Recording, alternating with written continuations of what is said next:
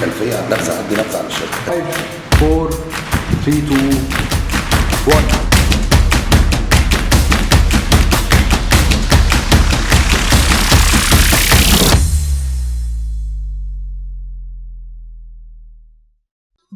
بالنسبة للعملاء اللي بتسألنا إن إحنا في الوقت الحالي والأزمة الاقتصادية اللي حاصلة وارتفاع الأسعار، هل أوقف الحملات الإعلانية الخاصة بيا ولا أفضل مكمل؟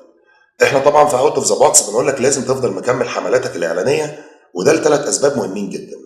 أول حاجة منهم إن أنت طبيعي مع ارتفاع الأسعار والأزمة الاقتصادية أنت ستيل لسه برضه ما وقفتش مشترياتك، ما زلت لسه بتستهلك وبتحتاج حاجات وخدمات وبالفعل بتشتريها. ممكن تكون قللت شوية لكن استحالة تنعدم تماما عن الشراء أو عن استهلاك المنتجات اللي أنت بتحتاجها أو الخدمات. تاني بند ان في الوقت الحالي لو العملاء كلها فكرت بنفس الكونسبت بتاعك ان انا اوقف الحملات علشان الظروف الاقتصاديه وارتفاع الاسعار، فدي بتبقى بمثابه فرصه ليك كويسه جدا ان انت تبقى متواجد بدون منافسه، او ان المنافسه حدتها بتقل شويه، فبالتالي فرصه ليك افضل انك تبقى موجود على المنصات المختلفه في التواصل الاجتماعي او موجود بحملاتك الاعلانيه على جوجل.